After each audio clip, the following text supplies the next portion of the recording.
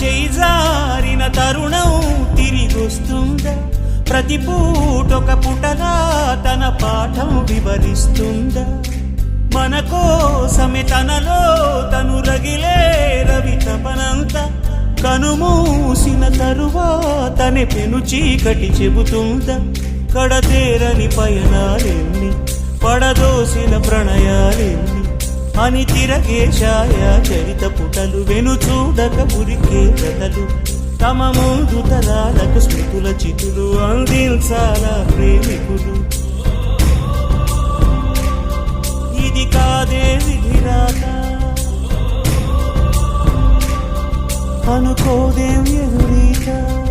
10 నెలలు తనలో నిన్ను మోసిన అమ్మైనా అప్పుడో ఇప్పుడో కననే కలను అంటుందా?